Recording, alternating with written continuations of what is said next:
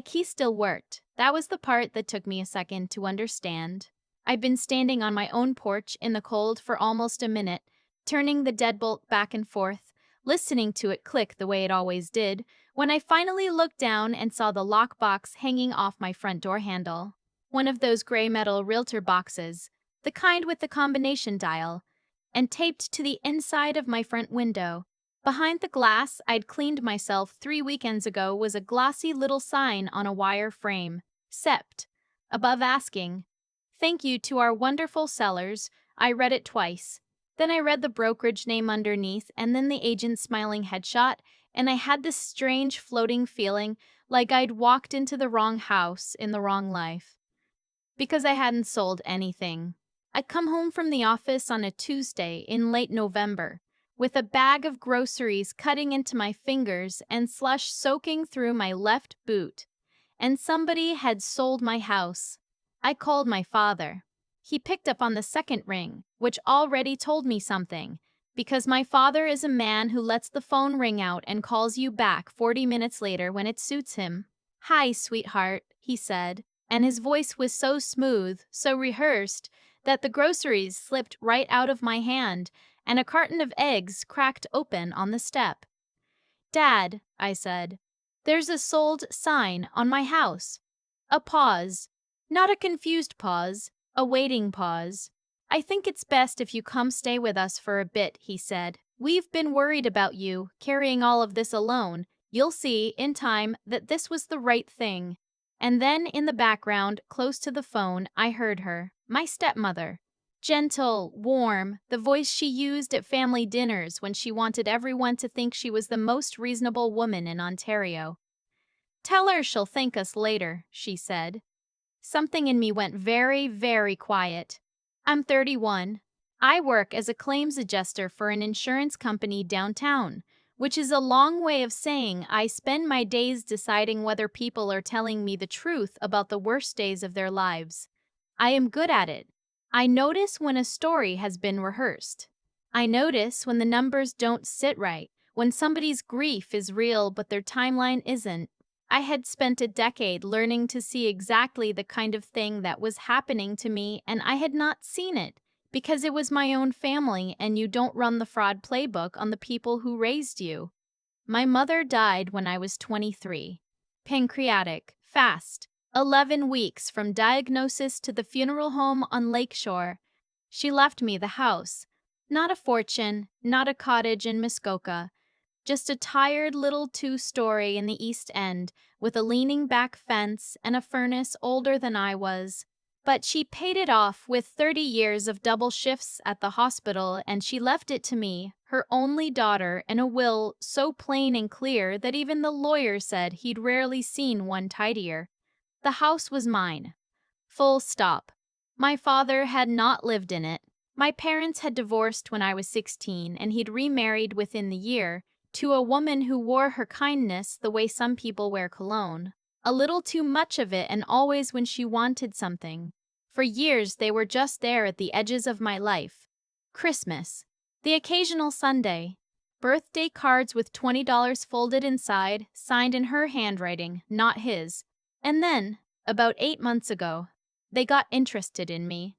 It started so gently, I'm almost embarrassed. My stepmother began calling. Not about anything, just to check in. How was work? Was I eating? Was I lonely in that big house all by myself? She used that phrase a lot.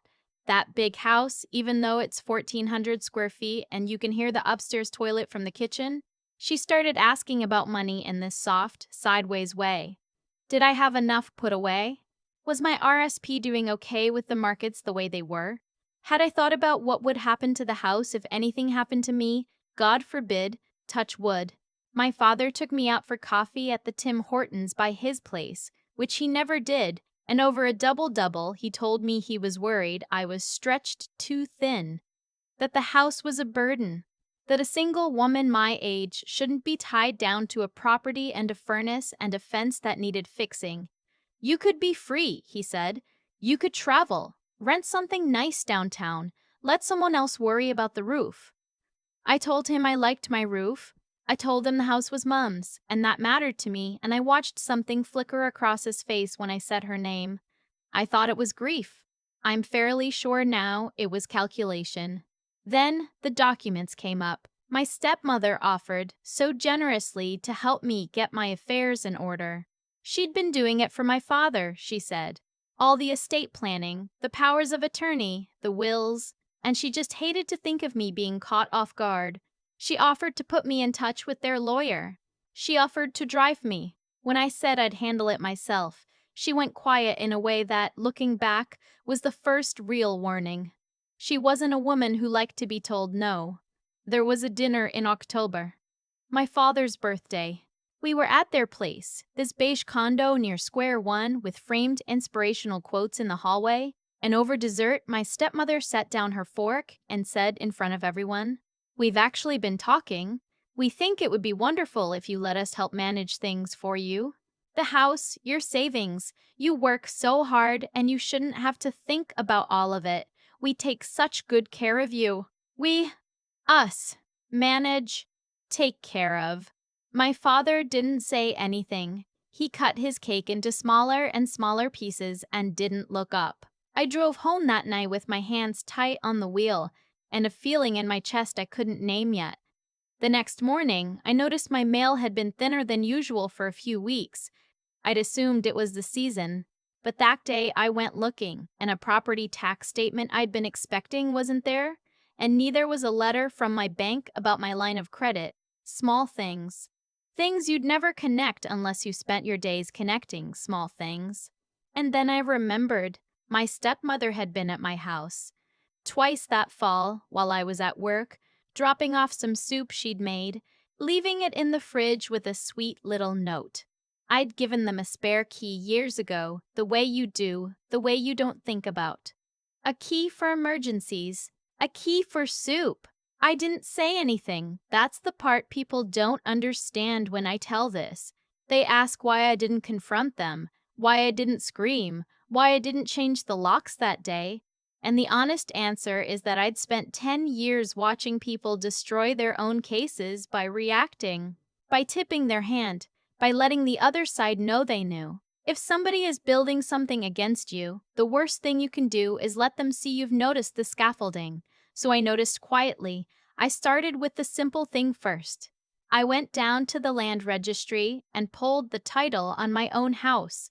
It cost me a few dollars and 10 minutes online.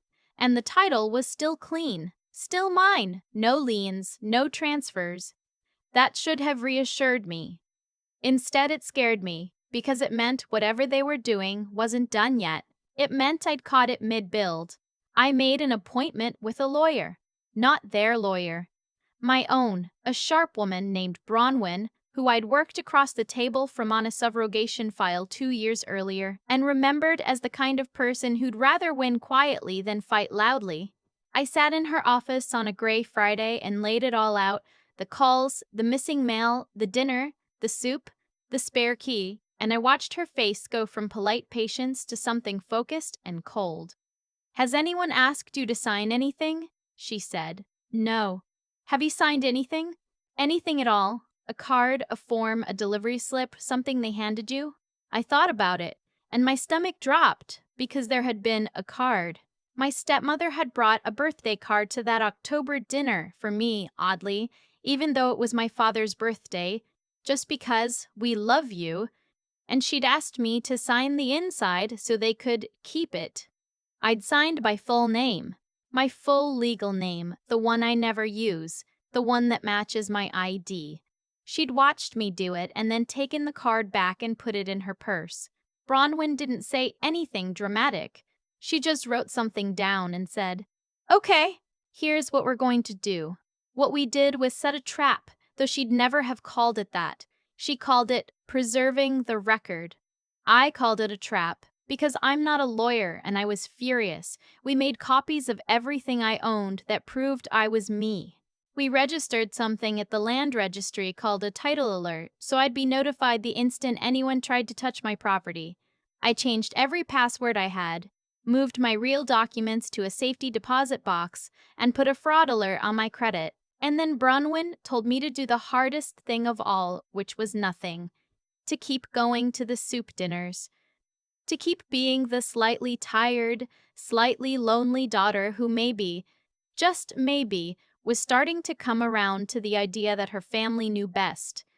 So I did. For 5 weeks, I let my stepmother believe she was winning. I sat at her table and ate her dry roast chicken and let her pat my hand and tell me how proud she was that I was finally letting people in. I let my father tell me, with damp eyes, that Mom would have wanted me to be taken care of. I nearly came out of my chair at that one. Instead, I nodded and looked down at my plate, and I thought about my mother's hands counting out cash for the hydro bill at the kitchen table that was now apparently for sale. And I let the rage cool into something far more useful, which was patience. The title alert pinged on a Wednesday in mid-November. Somebody had filed a power of attorney over my property, a power of attorney that I had supposedly granted, naming my father as my attorney for property, dated 3 weeks earlier, witnessed by my stepmother and by their lawyer, with my signature on it, my full legal signature, the one from the birthday card. I sat at my desk at work and stared at the document Bronwyn emailed me, and I want to be honest about what I felt, because everyone expects me to say I felt devastated. I didn't. I felt the floor of my life drop out, yes, but underneath it was something solid and bright that I hadn't expected. They'd put their names on it. My father had signed his own name attesting that I was incapable, that I needed his help to manage my affairs. They'd documented their own crime, notarized it, filed it with the province. They had handed me in writing exactly what I needed, and then they listed the house. That was the state sign I came home to. They'd used the false power of attorney to retain a realtor, list my mother's house, and accept an offer from a buyer who, as far as I can tell, had no idea anything was wrong.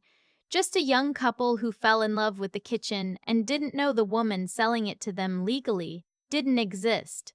So now you understand the porch, the eggs. My father's smooth voice telling me to come stay with them. He thought I was calling to fall apart. He thought he was managing the meltdown of a fragile woman who'd just discovered her family had sold her home out from under her. He had a whole script ready: the worried father, the gentle landing, the guest room with fresh sheets where they'd keep me while the money cleared. What he didn't know was that the closing hadn't happened yet, that the title alert had given me a head start, that Bronwyn had already drafted everything and was waiting for exactly this, that the buyer's lawyer, a careful woman doing her job, was about to receive a phone call that would freeze the entire transaction in place. "I'll come stay with you," I told my father, standing in the slush. "Tonight. Thank you. I don't know what I'd do without you both." There was a little exhale on his end. Relief. He'd won, he thought. "We'll have the guest room ready," he said. "Drive safe." I picked up the unbroken groceries, left the eggs running yellow down the steps, and got back in my car. Then I called Bronwyn and said the only thing I'd been holding in my chest for 5 weeks. They filed, they listed, they sold. Go.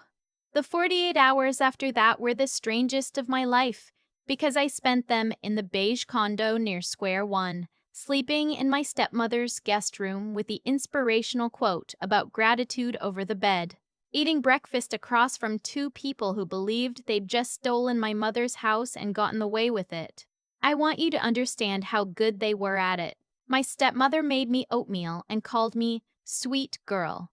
My father drove me to the Joe station so I could get to work and told me, on the way, that he'd already found a lovely little rental I could look at, that the money from the sale would set me up beautifully, that I'd see in a few months. That this was a gift. He used that word, gift. I thanked him. I've never worked so hard at anything as I worked at keeping my face soft in that car. Meanwhile, in the background, things were moving like a tide coming in. Bronwyn had contacted the buyer's lawyer and put a hold on the closing the moment the title alert fired, citing suspected title fraud. She'd retained a forensic document examiner, A quiet man who looked at the power of attorney and the birthday card signatures side by side and wrote a report saying what we already knew. The signature on the legal document had been traced. Pressed too hard. Hesitated in places a real signature flows through. A forgery, and not a good one. She'd also done something I hadn't thought of because I was too close to it. She pulled the witness records. My stepmother had sworn, in writing, that she'd watched me sign that power of attorney on a date when I could prove, through my work badge logs and 100 emails, that I'd been at a claims conference in another city. She hadn't just helped commit fraud, she'd committed perjury doing it and left a paper trail with her own pen. And the lawyer who'd notarized it, their lawyer, was about to have a very bad month. Because notarizing a forged power of attorney is the kind of thing that gets a letter from the Law Society and ends careers. On the second night, my stepmother brought home a bottle of wine. She was in a wonderful mood. She poured 3 glasses, even one for my father, who barely drinks, and she raised hers and said, "To family, to looking after each other." And she looked right at me with those warm, terrible eyes and added, "You're being so mature about all this. I'll admit I was worried you'd make a scene." I lifted my glass. "I think you'll find I don't make scenes," I said. She laughed, delighted, and missed it entirely. The closing was scheduled for Friday morning. They didn't know it had already been frozen. They thought the money was about to hit an account I didn't control, an account my father had opened, for my benefit, with a copy of the same forged power of attorney.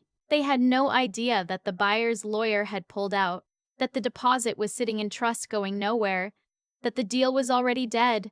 Friday morning, I came down for breakfast and my stepmother was humming. She had her coffee, her phone on the table, waiting for the call from the lawyer to say the funds had moved. My father was reading something on his tablet.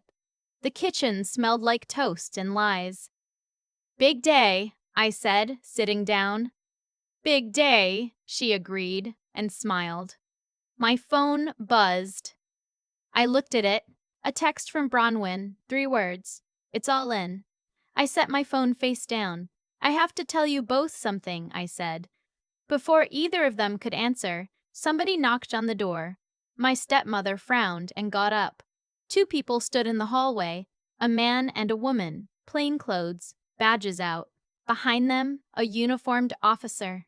The woman introduced herself, a detective from the fraud unit, and asked if my father and my stepmother were home, using their full legal names, and I watched the color drain out of my stepmother's face in real time, the way you'd watch ice form. "There must be some mistake," she started. "We're investigating a fraudulent transfer of property and the use of a forged power of attorney," the detective said. "We have a few questions." My father stood up so fast his chair scraped. He looked at me. Not at the police. At me. "What did you do?" he said. And I felt, I'll admit it, a clean, cold spark of something I'm not proud of and won't apologize for. "I didn't do anything," I said. "I noticed."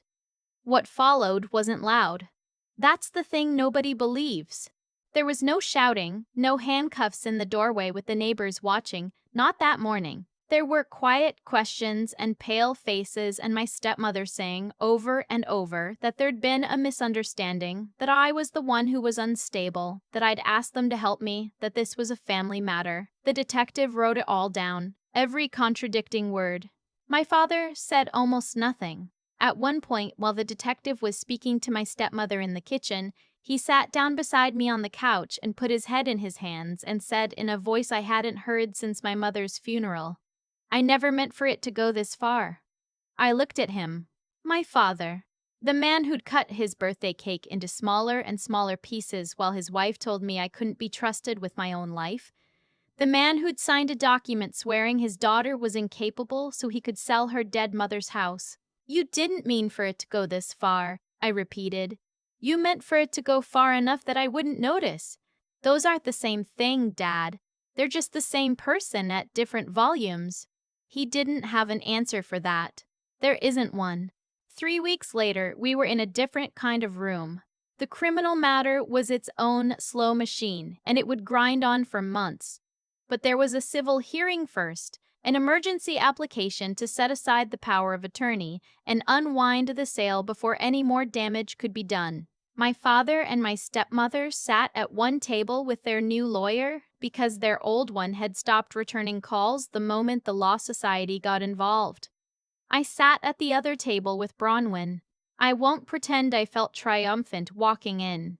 I felt tired mostly, and underneath the tired, there was a grief that surprised me, because some part of me had still been hoping, right up until that morning in the beige kitchen, that there was an explanation, that my father would turn out to be a man who'd been dragged into something.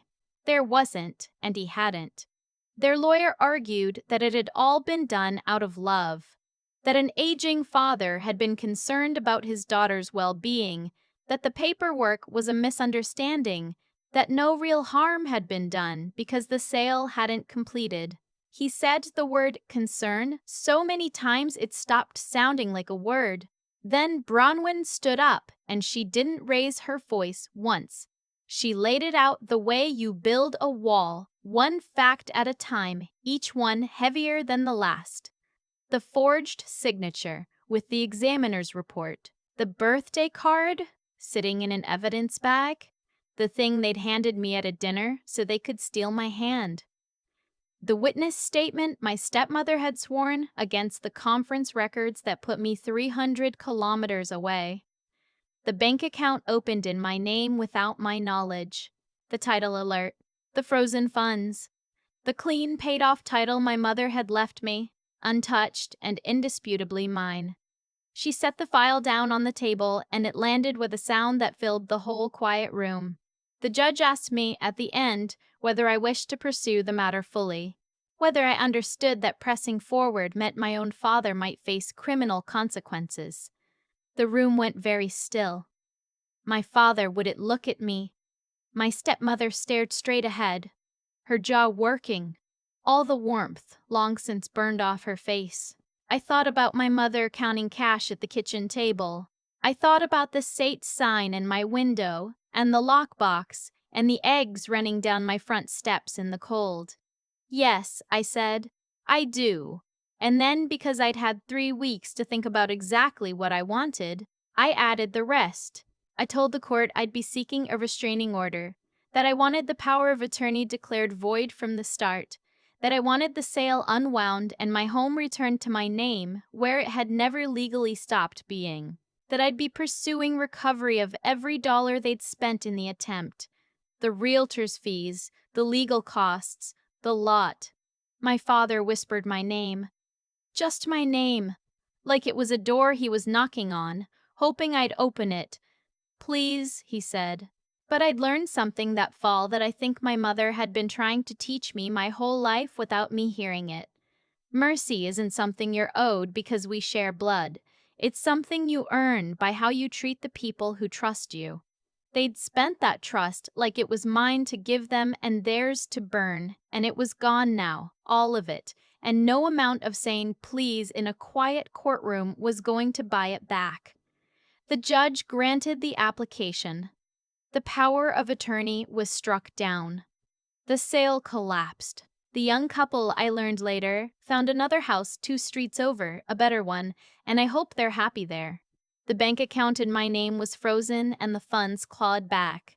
The restraining order was granted. The criminal charges stayed exactly where they were, working their way through the system on their own dark schedule. My father and my stepmother walked out of that courtroom into the December cold with their names attached to a fraud file and not much else. And I walked out a few minutes behind them, alone, into the kind of bright cold afternoon you only get here in winter, where the sky is so blue it almost hurts, and the snow throws the light straight back up at you. My phone buzzed. Bronwyn. 3 more words? The last ones I needed. It's yours again. I stood on the courthouse steps and put the phone in my pocket and breathed in. And the air was so sharp and clean it made my eyes water, or maybe that wasn't the air. I thought about driving back to the East End, to the tired little house with the leaning fence, and peeling the set sign off my own front window, and putting my mother's key in my mother's lock, and going home. They'd thought a sold sign and a soft voice and a borrowed key could move me out of my own life like furniture. They never once considered that I'd been trained every single working day for 10 years to know exactly what a liar's story sounds like, and that the only reason I hadn't heard theirs sooner was that I'd loved them too much to listen. I don't have that problem anymore. I went home, I changed the locks, and the new key fit just fine. The thing I keep coming back to all these months later is how long I loved them past the point where they'd earned it. That's not a flaw, exactly, but it's the reason I almost lost my mother's house. I'd given my father and my stepmother a spare key for soup and emergencies, and I'd given them my trust for the same reason, and neither one of those was theirs to spend the way they spent it. What saved me wasn't luck. I want to be clear about that because people hear this story and they say I got lucky and I didn't. Every part of how it ended came straight out of how it began. They got careless because they thought I was soft, and I caught them because I'd spent 10 years training my eyes to see exactly the kind of small, wrong thing they were doing. The missing mail, the birthday card they handed me so they could steal my signature, the dinner where my stepmother told me, smiling, that I couldn't be trusted with my own life. None of it was magic. It was paying attention when paying attention hurt. And then there was the harder part. The 5 weeks I sat at their table eating oatmeal and saying thank you while my lawyer Bronwyn quietly built the wall that would bury them. I don't think I'd have managed that at 23. Back then, I'd have screamed at the SH sign, changed the locks that afternoon, tipped my whole hand and lost.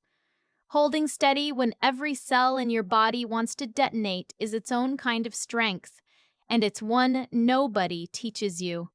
You learn it the way I learned it, by needing it. But the part I'm proudest of isn't the catching or the waiting. It's that I never once became them. There was a morning in their guest room where I could have done something quietly vicious, could have cut corners, could have lied a little to make my case land harder. I didn't. I let the truth do the work because the truth was already on my side, and because the whole point of refusing to let them win was that I didn't want to win their way. When my father said please in that courtroom, I didn't enjoy it. I just knew that mercy is something you earn by how you treat the people who trust you, and that he'd spent his. If I could hand one thing to whoever's listening, it's this. Sharpen your eyes so you can see trouble before it sees you. Keep your nerve so you don't blow it up the second you find it. And hold on to the line you won't cross. Even when crossing, it would be faster, because the day you save yourself by becoming the thing that hurt you, you haven't actually been saved. I got my house back. I got my key back. But the part I kept was knowing I did it without losing myself. And that's the only piece nobody could ever sell out from under me.